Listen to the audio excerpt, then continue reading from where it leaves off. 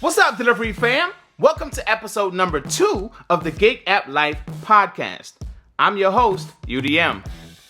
The point of this podcast is to share what the gig app life is like for gig workers across the entire globe. So if you haven't done so already, make sure you hit subscribe, click the bell, and join the team. You want to know why? Because nobody, and I mean nobody, understands what we do except for gig workers just like you.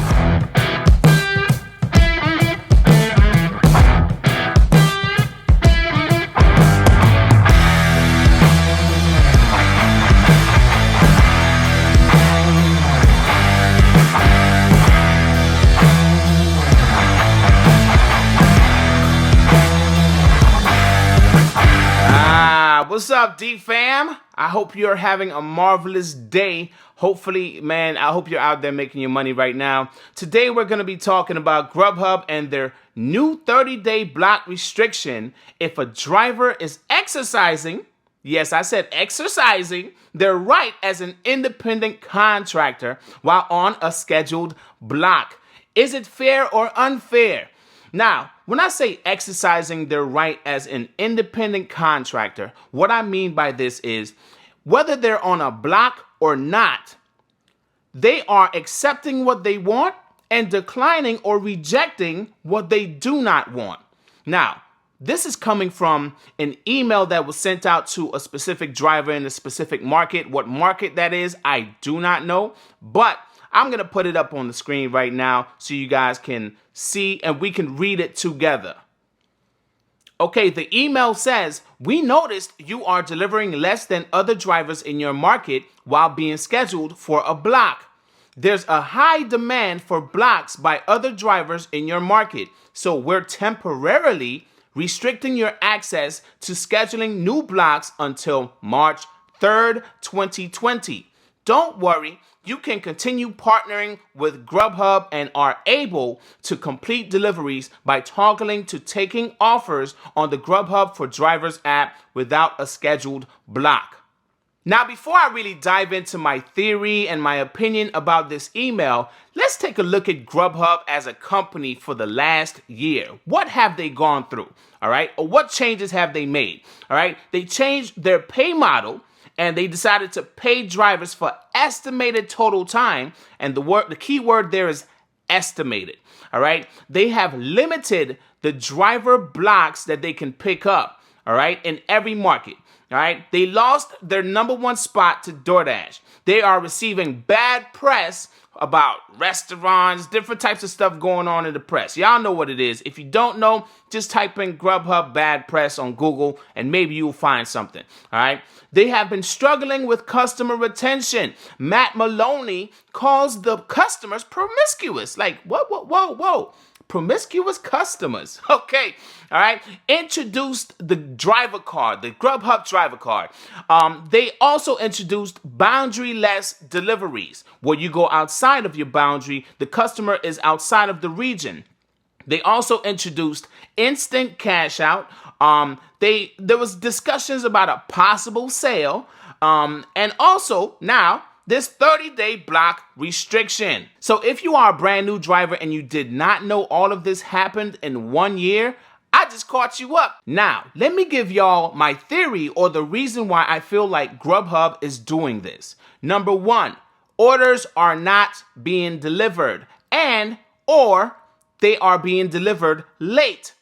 They need to fight the competition. Their competition is DoorDash, Uber Eats, and Postmates. All right, those are the top 3 that's in competition with Grubhub. So if Grubhub is trying to fight the competition and they're having a tough time getting these orders delivered by the drivers that are on block, they're asking themselves, why are these drivers on block if they don't want to work? Reason number 2, they want to reward those drivers that are accepting majority, if not all of their orders and, give them opportunities for higher offers. Now, higher offers don't only exist on block, but they exist off block as well. Reason number 3, the market that received this email could possibly be a slow market and they're coming out of pocket a lot with a lot of contribution. That Grubhub contribution is digging too deep in their pocket. And reason number 4, all my CP4L family, put it in the chat right now or in the comment section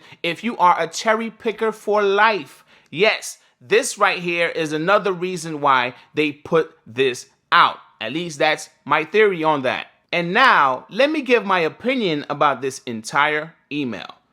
Okay, temporary restrictions because we are delivering less? We are independent contractors, Grubhub. You know this. A lot of drivers are new. They don't understand the power that they have. But we are independent. The key word I have said in multiple streams on YouTube, the key word is independent. We get to choose what we want and reject what we don't want. This email makes a driver feel like Grubhub is literally trying to make them an employee. Grubhub, let me talk to you for a second, all right? When a driver signs up for a block and shows up to work that block on the day that they're supposed to work that block, it's not their intention to reject every blasted thing that comes to their phone. Their intentions while working a scheduled block is to maximize their earnings. And how are they doing that?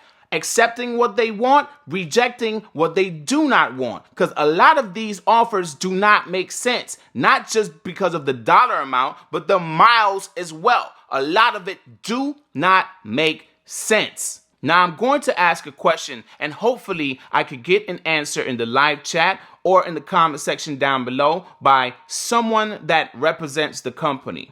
If your company classifies us as independent contractors, which we had to sign the agreement in order to work your platform, agree to your policies in order to work the platform, why are you temporarily restricting access to scheduling? I would love to hear your honest answer. Now, the point of this podcast is not just to give Grubhub a piece of my mind about this email that they released to a specific market, but I also want to offer some solutions. So let's say you keep the blocks. It controls the oversaturation and more orders to go around for every driver that's on a block. I get that. But what if you get rid of the blocks and increase your order volume and always have a driver nearby? If you always have a driver nearby, majority of the orders are going to be delivered. Here's a few more solutions, Grubhub. Create smaller regions like DoorDash, your biggest competition. Pay drivers fairly per mile plus wait time pay, not estimated. Majority of the time we get to the restaurant and we have to wait additional time that's not worth it for us. Offer driver incentives and send the order to the nearest driver within 5 miles. Why send an order to a driver at the top of the region, but the pickup location is at the bottom of the region? And the space in between where they accepted it to where they got to pick it up is maybe about 8 to 20 miles. That 20 miles might be a little exaggerated, but y'all get the point. These are simple solutions that can easily fix your issues that you're facing right now, Grubhub. That email that you sent in the market that you sent it, that is not a way to fix the problem. That is a way to make drivers angry, and drivers are your front line. The drivers represent your company when they're delivering these orders, and if they're not accepting these orders, it's because the pay is not worth their time. The mileage is not worth their time. So you need to get off your high freaking horse and listen to your front line, Matt Maloney. And with that being said, DFAM, no need to raise your blood pressure over this. They are looking out for their bottom line, so make sure you're looking out for yours. If Grubhub is your bread and butter, find a backup and focus on other ways to maximize your earnings while surviving the gig economy. Thanks for tuning in to another episode of the Gig App Life Podcast, and I'll see y'all in the next one. Deuces!